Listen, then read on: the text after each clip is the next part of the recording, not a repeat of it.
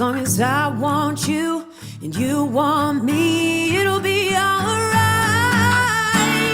When the world's on fire, I'll lay you down. Don't need nothing but you around to touch your skin and feel you breathe. I can't get you close enough. Stay here with me. We may not have anything, baby, we're us, and we know what that means. We take what we have, and we're honest with that. Through fire or flood, water or blood. So go on and judge, question us. When the world's on fire, I'll lay you down. Don't need nothing but you around to touch your skin and feel you breathe. I can't get you close enough. Stay here with me. Oh, we may not have anything. We may not have anything.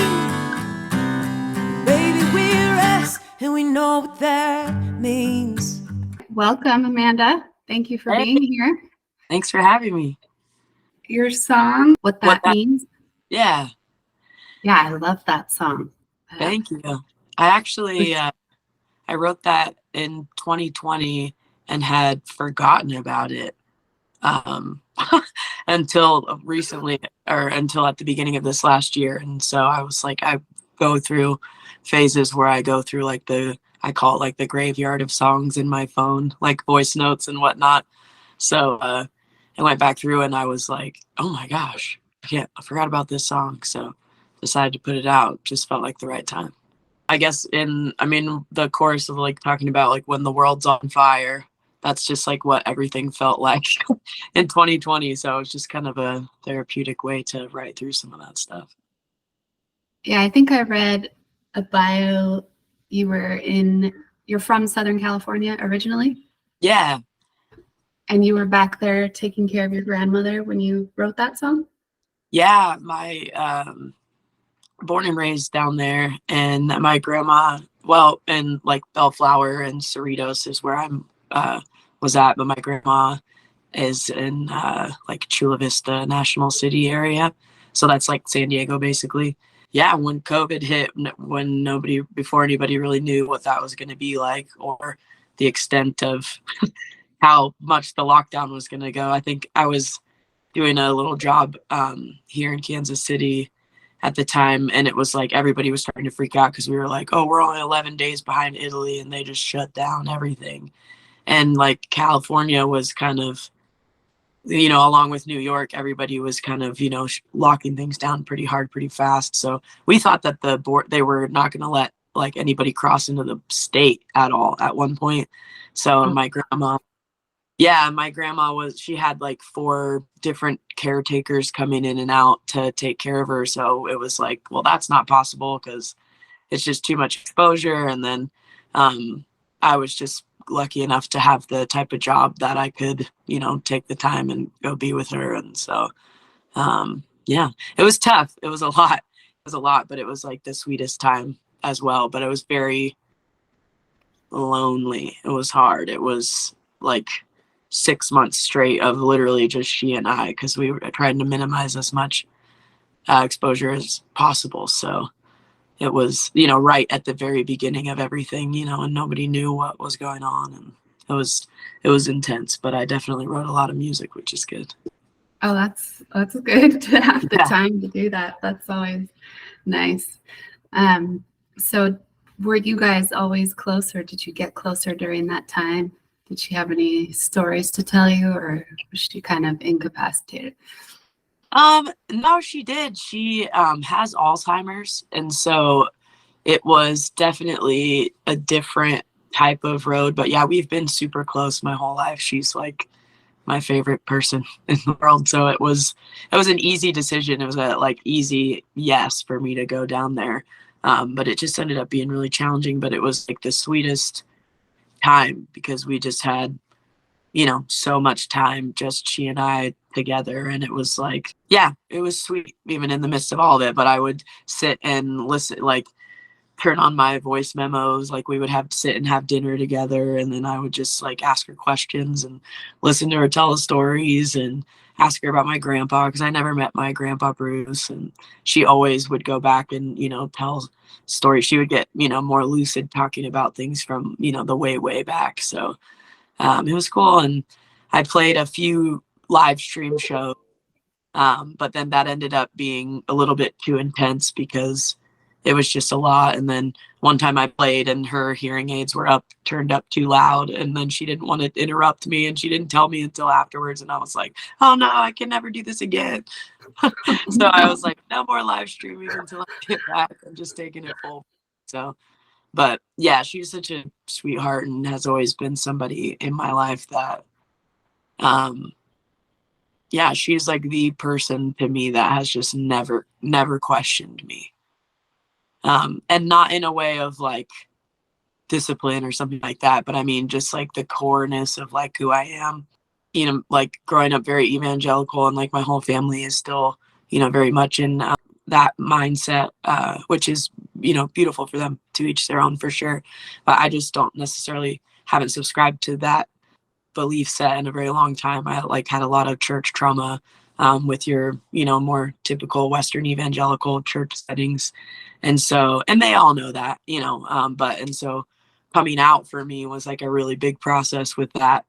And it was, you know, hard for my family and, you know, stuff. And my mom and I actually kind of like severed ties for a while when that kind of fully happened. It's a very, very long story. But when that finally came to fruition of where I, you know, said I'm not, yeah, because I did like conversion therapy and was in like a lot of like really intense programming stuff to like, you know, try to change that from my life.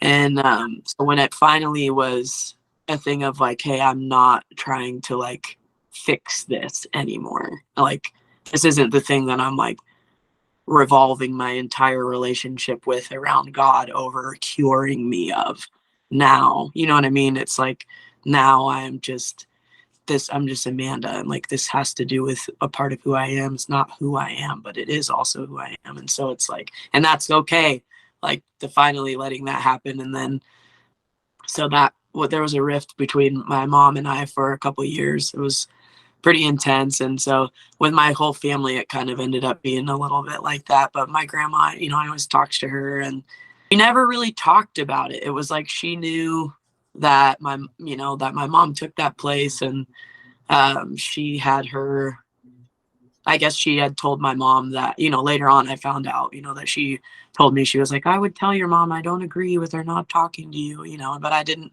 hear that at the time. You know, my grandma was kind of just letting us have our own business, I think. But yeah, and my grandma and I never even really had that conversation. There was just one time we were on the phone together and I was with an ex-partner at the time. She just, I don't even remember exactly what we were talking about, but we were talking about Lisa, my partner at the time. And then, you know, I think she could just tell by the way that I was talking about her and like our life together. I think that she could just tell that I was happy. And so she just kind of stopped me. And, you know, she said, you know, honey, can I ask you a question? And then it was like, you know, when you like feel the air kind of like suck out of the room, or like you're like, oh shit, this feels important. You know, like for all of a sudden, I don't know why I felt that, but I was just like, yeah, grandma, you know. And she just kind of paused and all she said was, are you happy? And I just like knew, I just knew that was, I said, yeah, grandma, I am. Yeah, I really am. And she was like, that's all I've ever wanted for you. That's all I ever want. And then we just like carried on, you know, and then it was like the like energy swell of it was so intense. And then it was like the energy passed, and then we were just like, okay, went on about, you know, everything else. It was like never a thing. I haven't been the most responsible person my whole life. I'll definitely say that. And I won't blame it on the musician archetype, even though that's easy to do. But, you know, she was one person that never made me feel like I was always failing. You know, she always made me feel like I was doing well. Even when I put out my first EP, I'm always constantly like, man, when am I going to make it? Or like what, you know, the end goal destination of like what it's like to succeed as an artist.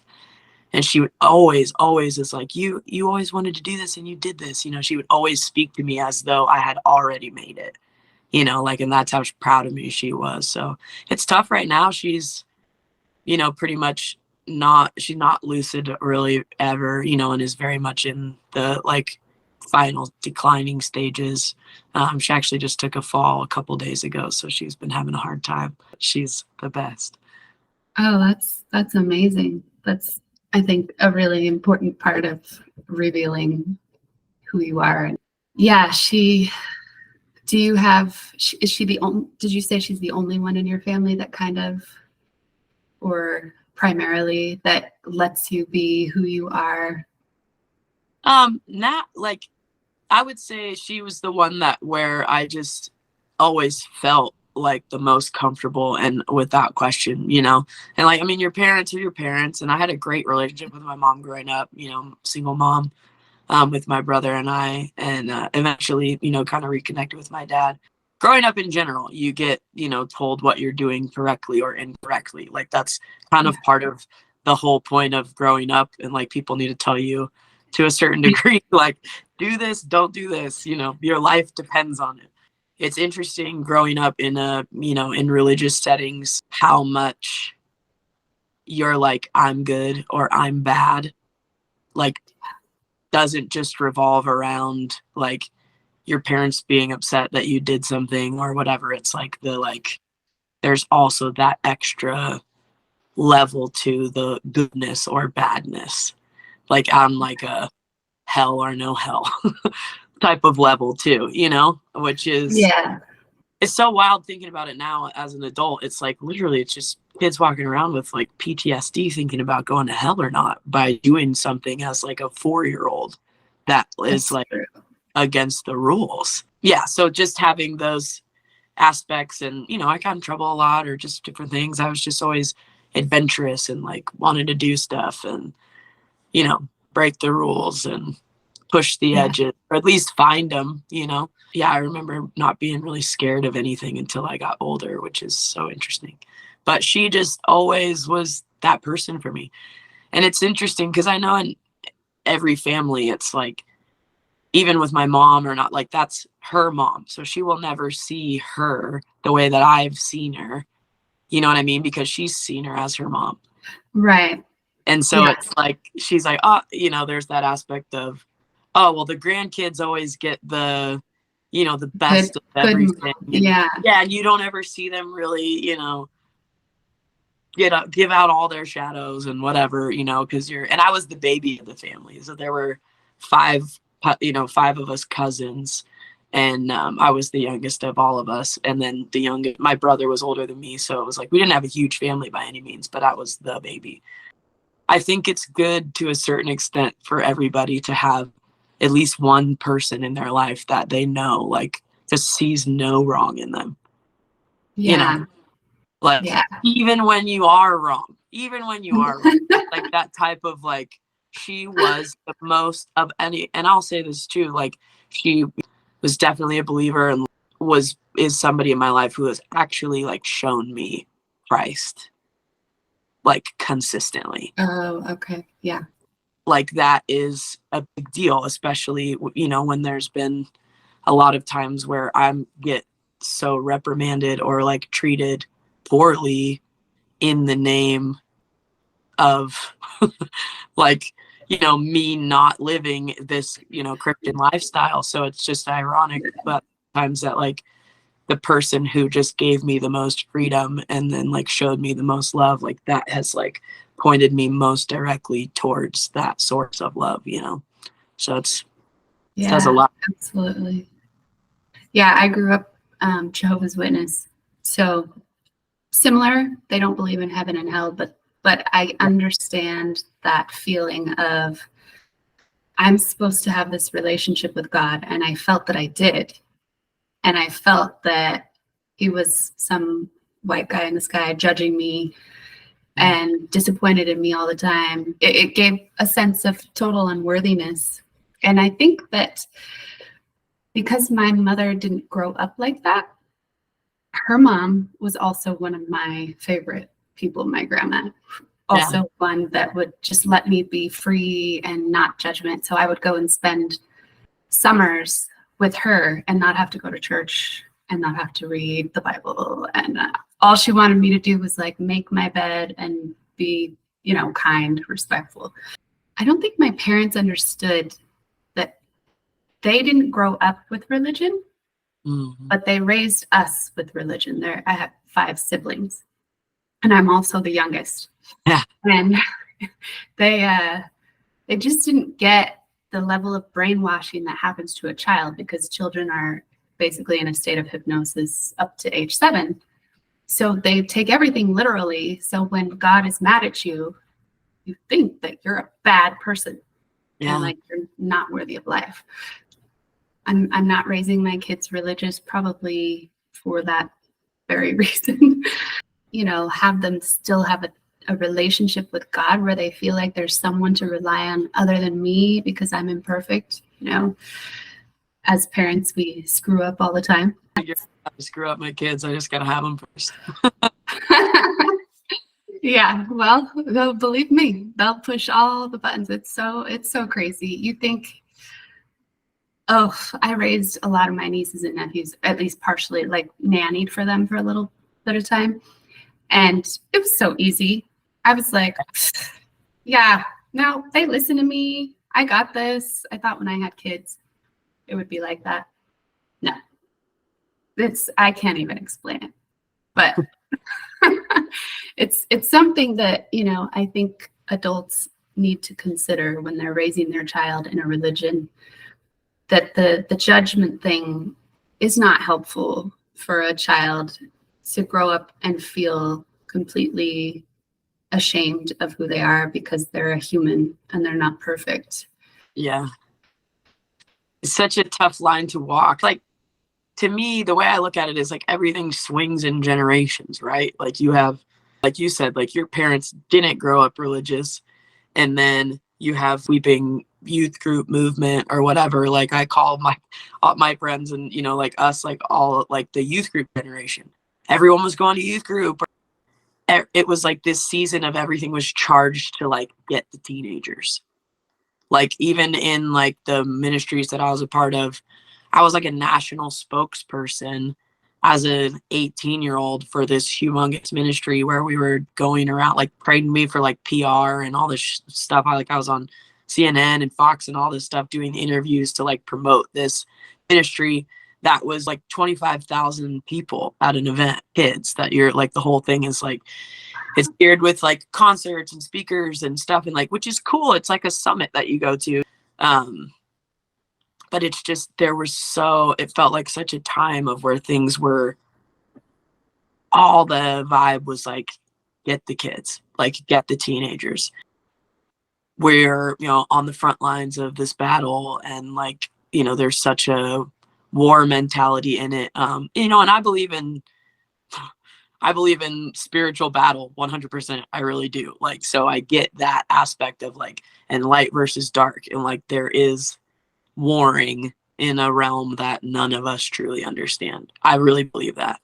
So I get it from that aspect, but there was just this thing of like, we got to build soldiers. We got to build soldiers to like go out and evangelize and force this specific thought process on everybody in the world and all of these things. Nothing else mattered. Don't go to college. Don't go on mission trips. Go to these pay us to come tell you how to like fix yourself to be holy in the eyes of God, when truly you're just taking a lot of broken teenagers that want to be a part of something, that nothing is truly inherently wrong with them. You're playing on all their insecurities and traumas and brokenness and war that into their sense of connection to God in all things. I don't think there's a higher offense, truly. I agree. I mean, I would see that. I see that as blasphemy, right? Because like you're teaching these kids love and belonging and acceptance. But like you said, your grandmother showed you what Christ is like by having unconditional love and acceptance. And when you're training teenagers or anybody to be a soldier for this message of love, soldiers don't bring messages of love. No. Yeah. Yeah, really. It's confusing. Yeah. The whole aspect even of like, it's just love. Everything's all love. You know, like it sounds so hippie wooey. And even the worst nightmare of me before, you know, would be like me talking about that of like, that's the only thing that matters, you know. But truly it is. Yeah. You know, like, love is the ultimate everything. It seems like it gets distorted by businesses because religions, although they're nonprofit organizations, they are still a business. Just because you're a nonprofit doesn't mean you don't make profit. It just means you don't get taxed on it. So it has that business mentality where we get all of our members to become our marketing team. The more members we get, just like any pyramid scheme, the more money that comes in. So when you have hierarchies and things like that, the love gets lost and diluted and the profit comes first. And to keep an organization, you know, decentralized to the degree that the message of love isn't lost is, I don't think most people have figured it out. Yeah, truly. That, yeah. I don't know what that looks like either yet. Yeah, I don't think we've seen it yet much. I don't know. Like right now in Fit for Service, it feels like that, you know. Yeah, for sure. I see people getting a little scared and feeling like no, and putting people on pedestals. I think that's where we go wrong, when we start putting people on pedestals and seeing only the upside and not the downside, because every human has both. You infatuate with the coaches or the leaders, and then you make them gods instead of realizing they're human. And it's awesome if they make a mistake, because that shows us that we're all human.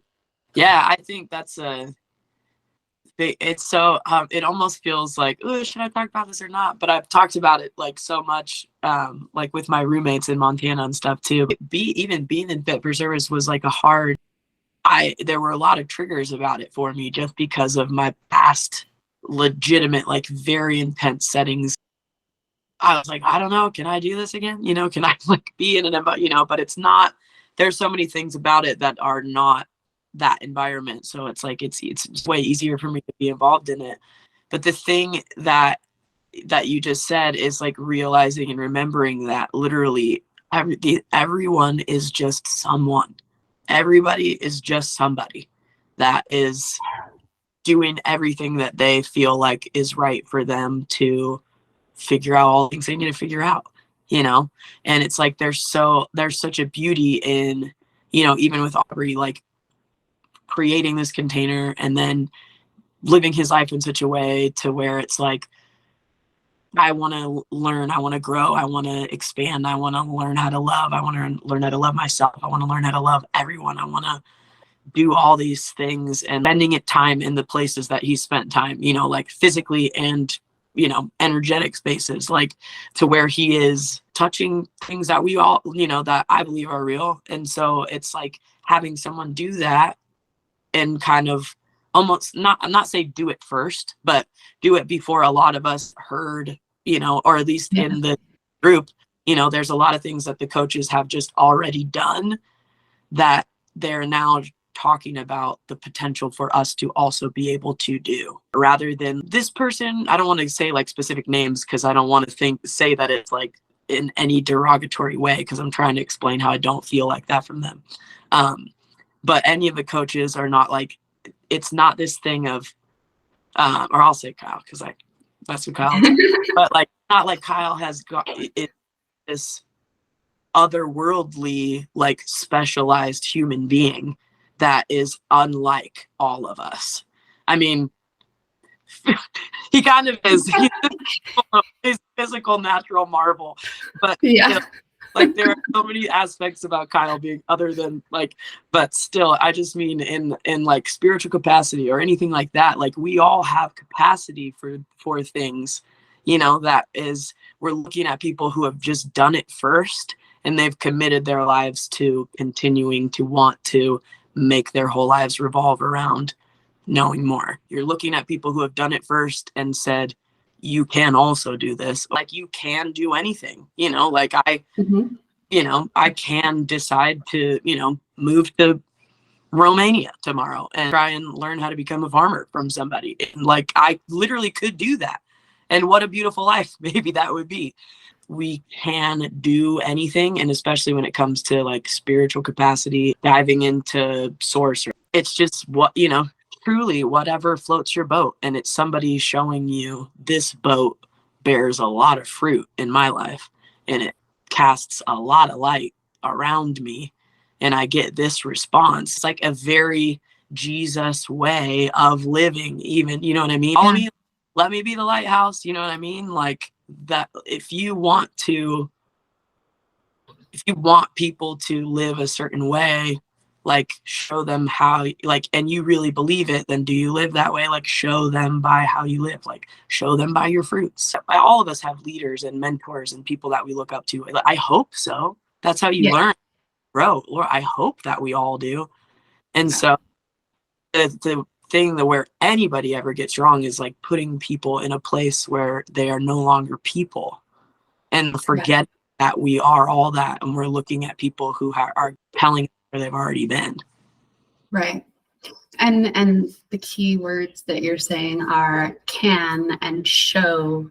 There's no should. We're not being told we should do anything, or they won't even recommend that anybody do plant medicine, for example, but they've all done it and they believe in it. But I think that's the beautiful thing about it. And you said the Christ-like way is just to teach a man how to fish instead of giving him a fish. And teaching is a way to fish.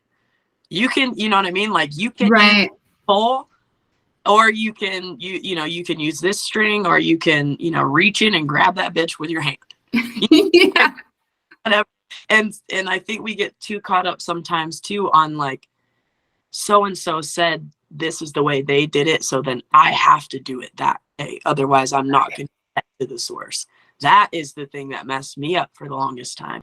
I only have to show up as me. That's the only way it's going to work. And I have to listen to, you know, my own downloads and get my own codes for my own, like nobody on the planet is ever going to walk the same life as me, nor have they ever. So the advice that I get from God, from the universe, from everything source, like that advice, yes, can it work on a mankind level? Yes. Are we all technically not separate? Of course. But for me specifically, my codes that I'm getting are for me, for my function, from everything that's happened in my life. Anytime me seeing a grasshopper means something to me, that it doesn't have to mean anything to anybody else.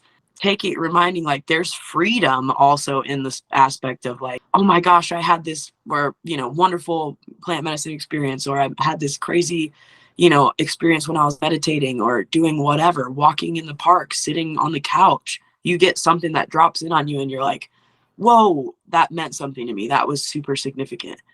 There's like, I think there should be freedom and sacred thank you, knowing that it's yours for you.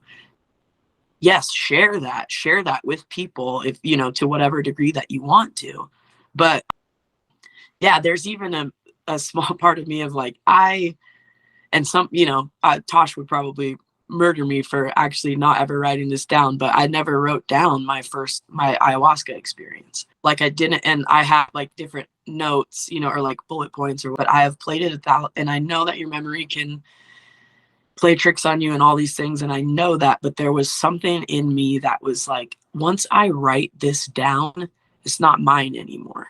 And I'm not saying that for all things. There's lots of other ceremonies that I'm like, no, I have to write this down 100%. I'm like, I need to remember these specific things. And journaling is fantastic. But there was something about that was like, I needed it to stay in me. Well, you're a writer. I mean, you're a singer-songwriter. So yeah. You are not, it's not like that came from a place of laziness or avoidance or what.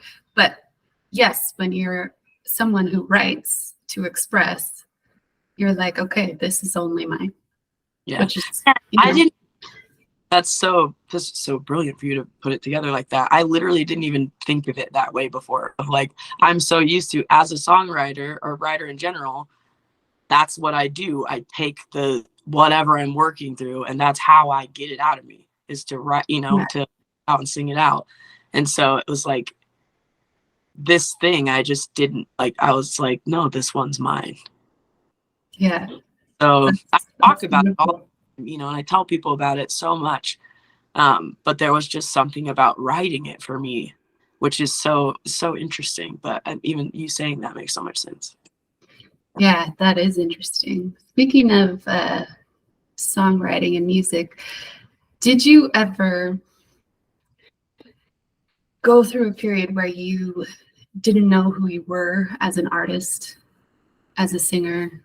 I mean, for me, growing up, I practiced to like Whitney Houston and Mariah Carey and then Crystal Gale, and it was just all over the place. And I lost my own voice because I was so practiced copying theirs. Did you ever experience anything like that?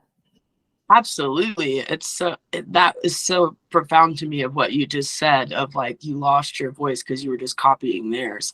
I was going to be a huge worship leader. Like, that was like my plan. That was my path. That was like, I grew up singing in church, went to a Christian school. I was a worship leader at my school, which I would go back and forth from like backsliding, if you will, to not. And so I'm sure it was using for people to watch me lead worship and then like, smoke pot. But there, going through that. And then I left and went to ministry right out of high school, got kicked out of that one, but like was a worship leader there, and then went to my second one specifically for music, and to do conversion therapy, and was singing on worship teams there. And it was like one of the biggest places of, it was like a pinnacle of, if you were a musician in like the church or for like anything of a charismatic movement whatsoever. Like, the place that I was at, it was like, when I was singing there, I'm sure the numbers are way higher, but we were broadcast to like 150 or like 200 countries all the time. Wow. Like, so it was not just singing for a room. It's like, you're literally singing all the time. You've already been on the world stage. Yeah. And so it's like, and that was where I wanted to do it, because that was like the most intense place, and they understood like the most intense way to worship, and they understood how to make the most intense songs and create the most intense emotional environment to like connect.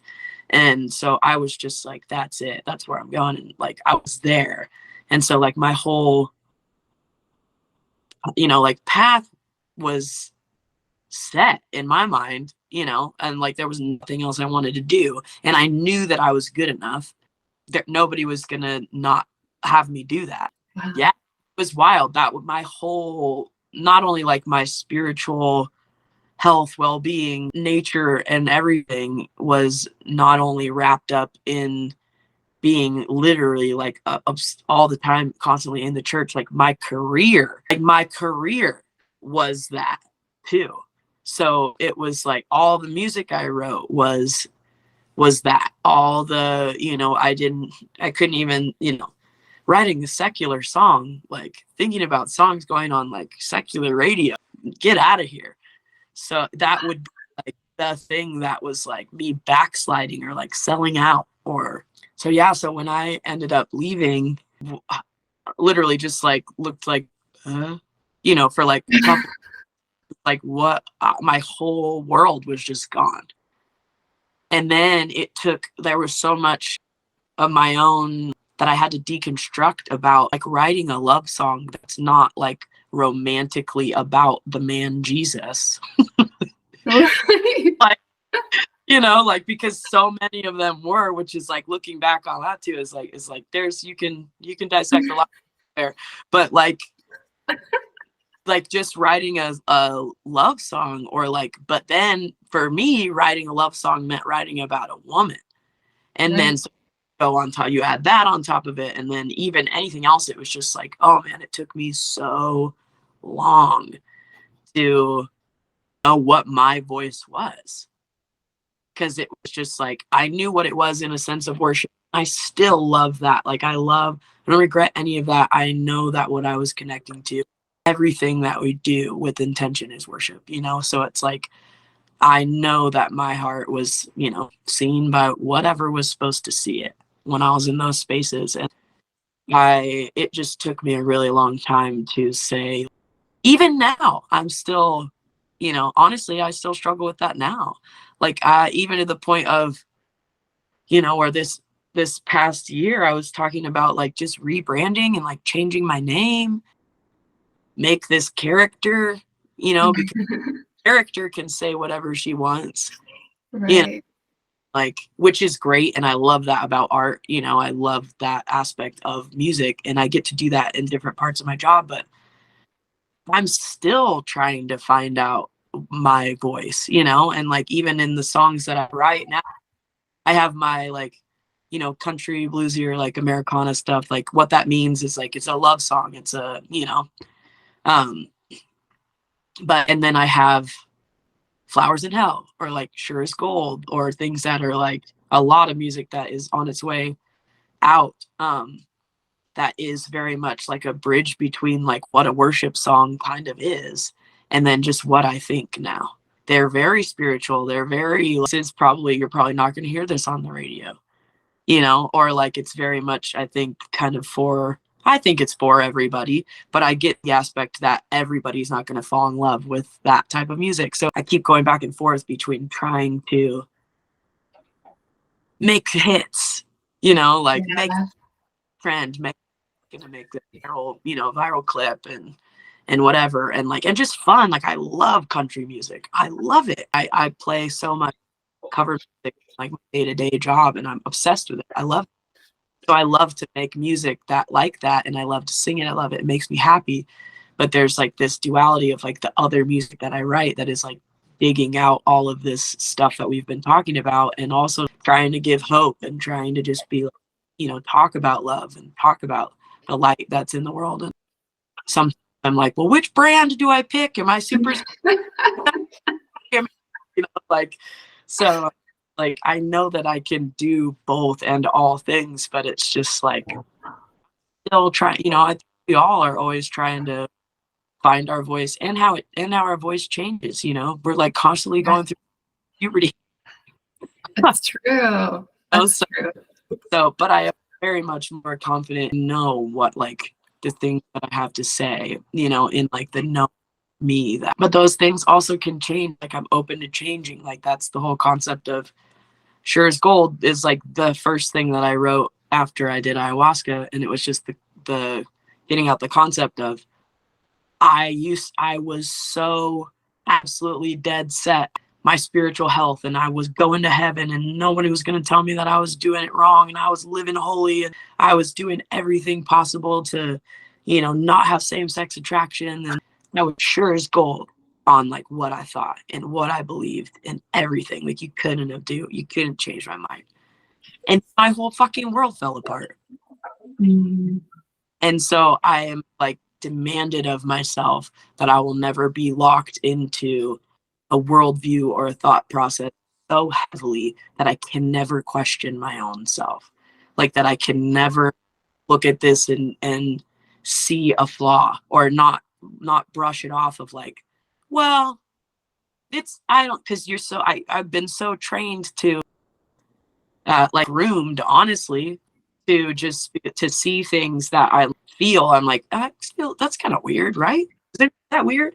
But since everyone else is like, no, it's not weird, and it's so and so doing it, you know, it's like the leader of the church doing it, or like they're saying it, even though it's like, they probably meant this, so just whatever. That's all just forces you not to trust yourself. And I've spent over a decade trying to learn how to trust myself again. So with that, I need to know that I have the capacity to latch onto, we all do.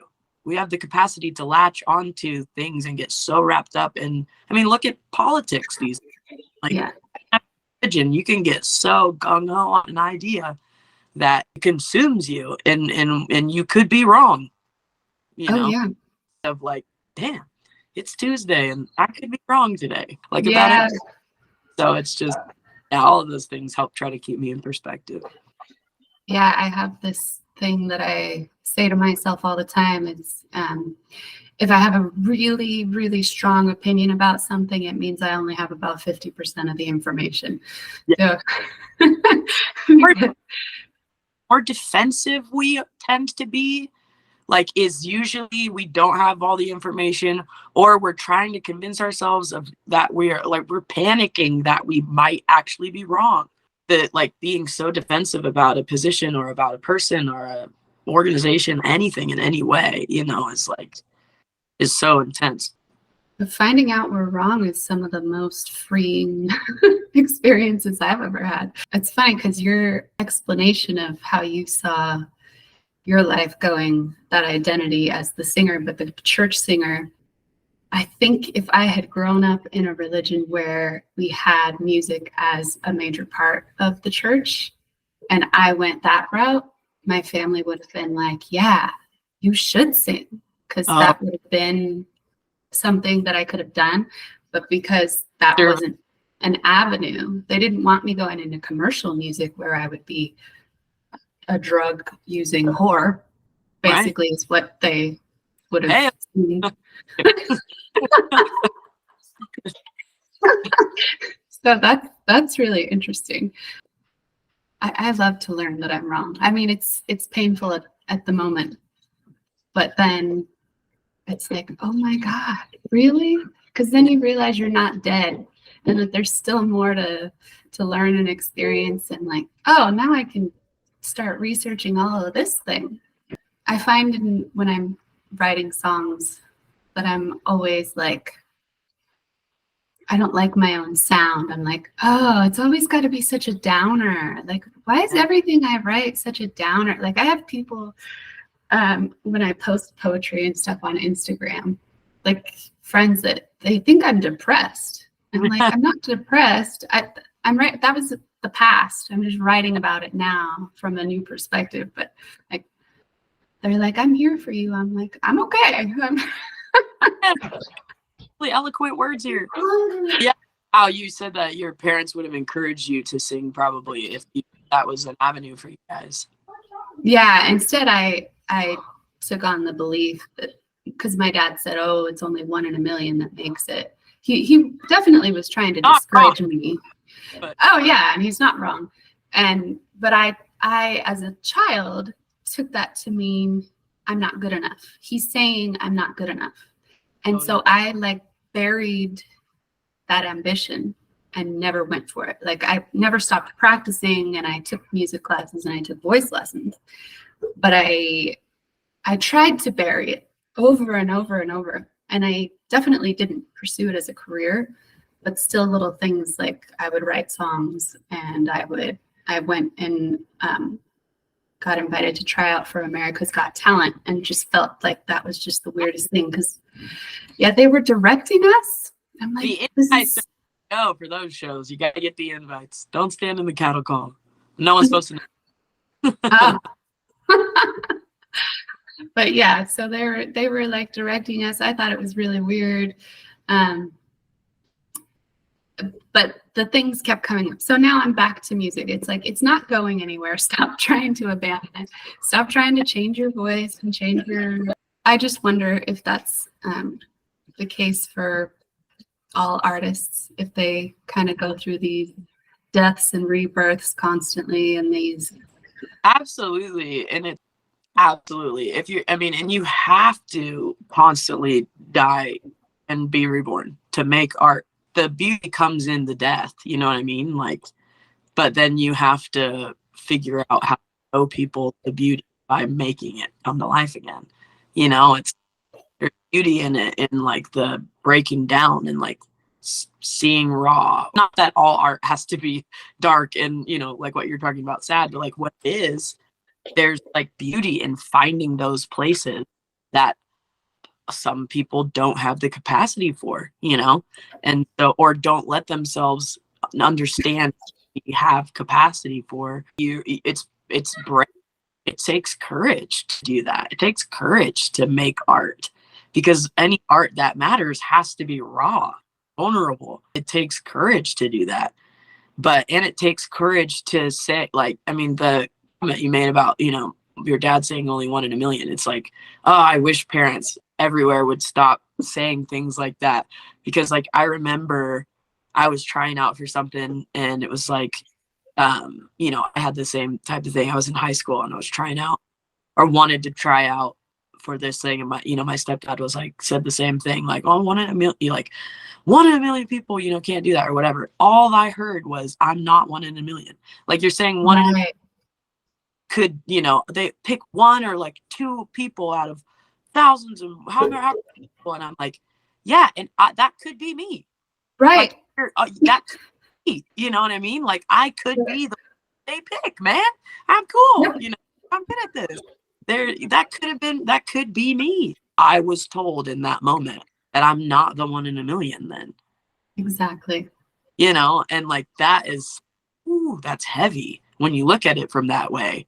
And so it's like so many art, like all artists here pretty much their whole lives, unless they're dropped in some type of heavenly thing that just like supports them to the maximum, which is, there are families like that, which is crazy to me, but I'm so happy they exist. Right. You know, but without that you hear that your whole life. Even now, you know, I'm 36, I'm in my late 30s, and I'm still, you know, when it comes to like my friend group or, you know, anybody like around, it's like there's kind of this thing, like I have a lot of successful friends, and it's like I feel that lack of like, you know, financial wherewithal, or, you know, even yeah, just so many things like that, or like where they're at and then where I'm at. It's like the disconnect still feels so far, and it's like I'm just the, you know, starving artist over here, you know, like still trying to make it work. And like I think there is some element, not a lot, I don't feel it a lot, but I feel it sometimes, to where I feel like, how long are you gonna do this? Are you still gonna keep, like, are you still doing this? You can come, you know, just come work for me. Like, come do this, come over here. And I like have opportunities up all the time. And it's hard not to be like, okay, yeah, that's great. I'm so grateful I could do that. And then just make money doing that. And then just play my guitar for fun, or like just write music for fun. But like, I can't. Then when I find myself in positions like that, like I end up going to the hospital because I have a panic attack. You know, it's like, it's just, you know, so they're just, and that was my own thing to work out years ago. But it's like that aspect of, I don't know what else to do, you know? Well, Like, that, you know, if you were to accept that, that would be a whole different kind of death. I mean, that's the problem with the way we define success, is that, you know, you talk about your friends that are successful. My family looks at me like I'm successful because I became an accountant and I have these certain things. And I'm like, but I'm not. I'm absolutely empty inside and miserable. I mean, not anymore, but right.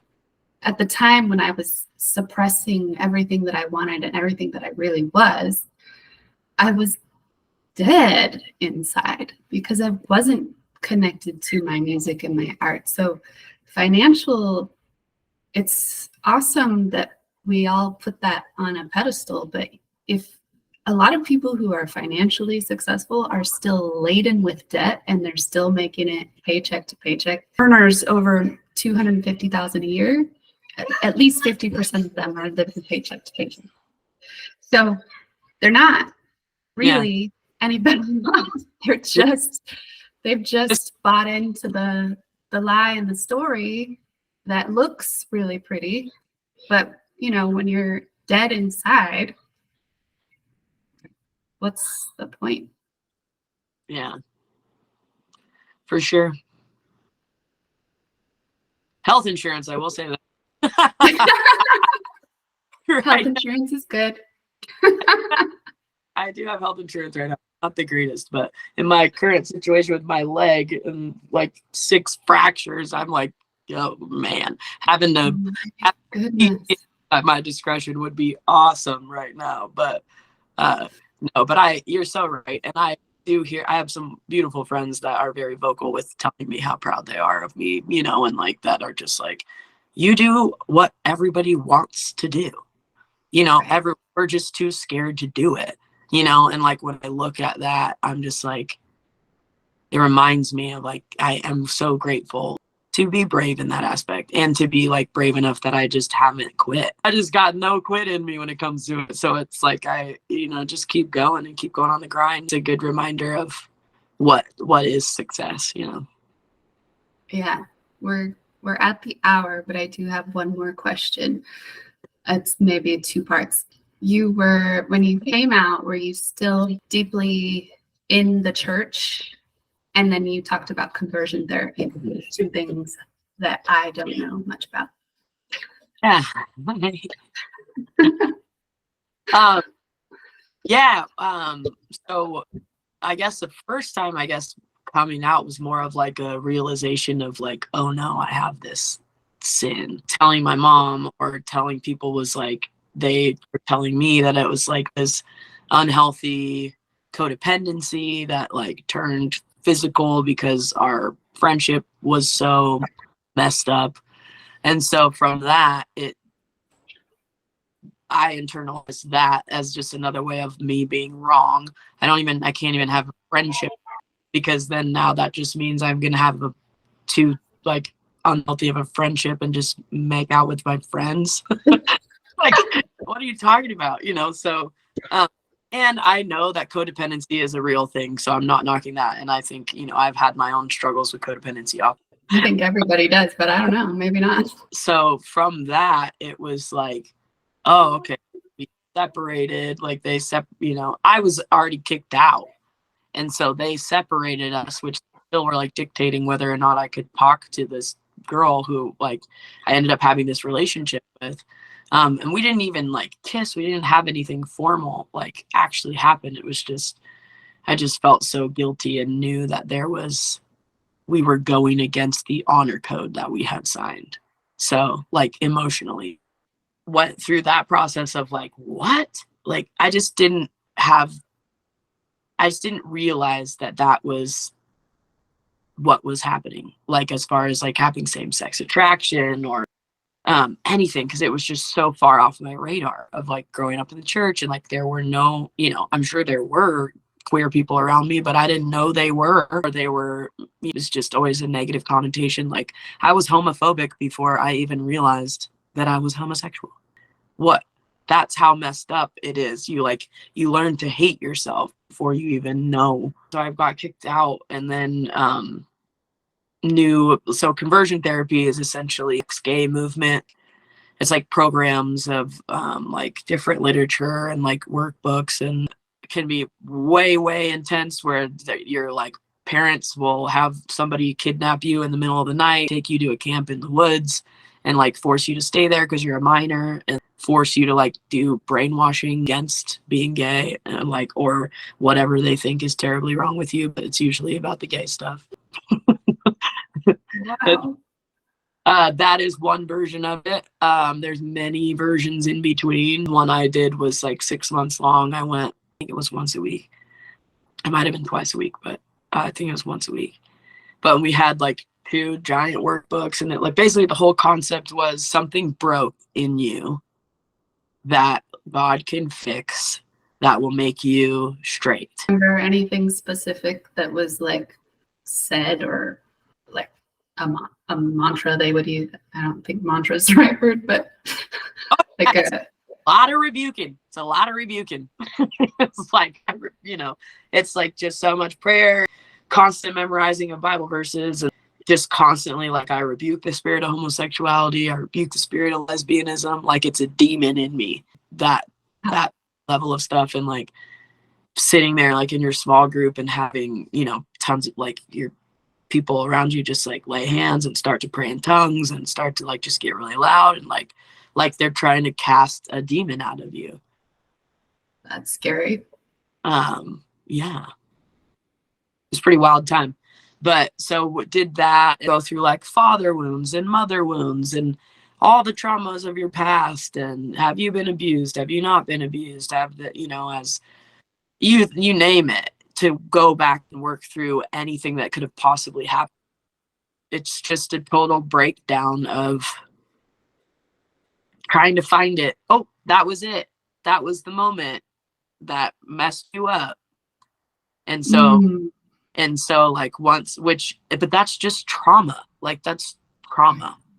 Do I believe in going back through and like working through your life and finding the puzzle pieces that make you who you are and healing wounds? Obviously. And I've spent my life, my whole adult life doing that. But not in the way of like trying to go and say like, oh, this one specific thing was like the end all be all that like ruined you and made this terrible thing. There are, you know, pivotal moments in all of our lives that change us, absolutely. But when it comes to like how you express and like live every day in the world, like it's not that's not it. That's a really important point to make, because there are, even in spirituality, people are doing this work because they think they're broken and they need fixing. So to go into it with that attitude, what's the thing? What's that one thing? I know I'm going to get to it. I know I'm going to uncover it. That thing that broke me. Like, oh, I do it all the time. I have this behavior that I don't like, this icky thing that I keep doing. So I want to dig in and find out what's the thing that happened so that I can fix this. And it's like, what if you never and your whole like, if we spent, that's one thing that I'm trying to keep in perspective even now in my own, like the way that I'm on a healing journey totally differently now. We can't look at ourselves from the lens of how fucked up we are, to where your whole relationship with spirit, your whole existence is just about like fixing it, everything, and like trying to be what, like how this person is, trying to be like this. The whole process of like a spiritual journey is like learning how to just be yourself and then just like slowly walk back home. Yeah. My whole relationship with God, all it revolved around was how to not be gay. How sad. Yeah. Sad is that. For so long, that was the only way that I could stand right and pure and holy before the Lord. And I mean, like there was no, like it was just constant.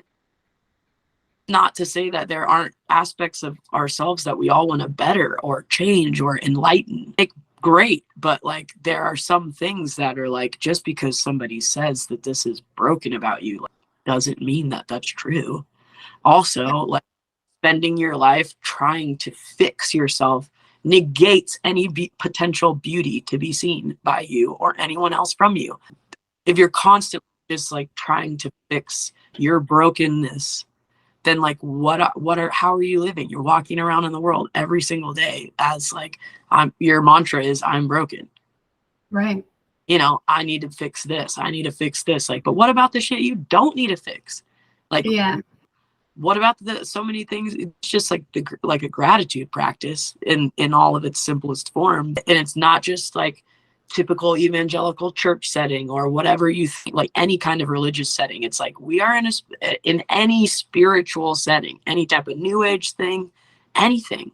We're not removed from it just because we're not inside of a church. We're not removed from that thought process of unhealthy fixery. We're not above it, like just because we do like spiritual things differently. Self-love is not fixing all the things wrong with you. It's loving the whole of you.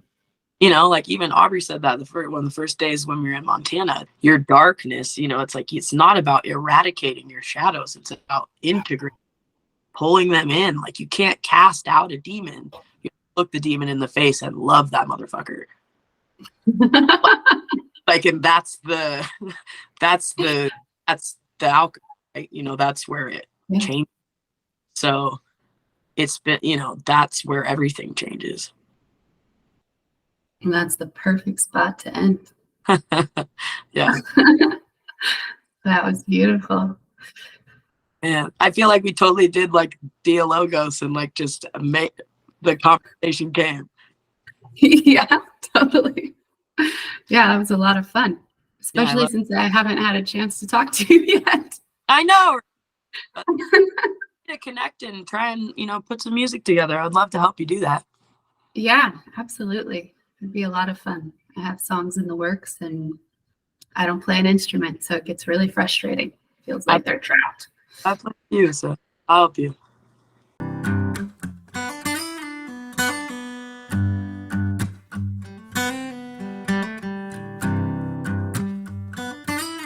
We've got a sink full of dishes and an overgrown yard. Need to paint a new coat, damn garage door won't close, and I need a new car. Saw the dog chew on the sofa, water's leaking on it. Don't get paid for a week, gotta tear in the sheets, but I wanna do that one again. When the world's on fire, I'll lay you down. Don't need nothing but you around to touch your skin and feel you breathe. Can't get you close enough. Stay here with me. We may not have anything, but baby, we're us, and we know what that means.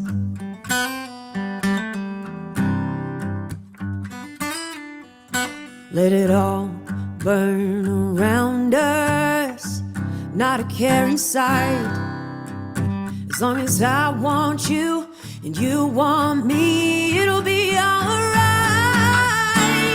When the world's on fire, I'll lay you down. Don't need nothing but you around to touch your skin and feel you breathe. I can't get you close enough. Stay here with me. We may not have anything, baby, we're us, and we know what that means. We take what we have, and we're honest with that. Through fire or flood, water or blood. So go on and judge, question us. When the world's on fire, I'll lay you down. Don't need nothing but you around to touch your skin and feel you breathe. I can't get you close enough.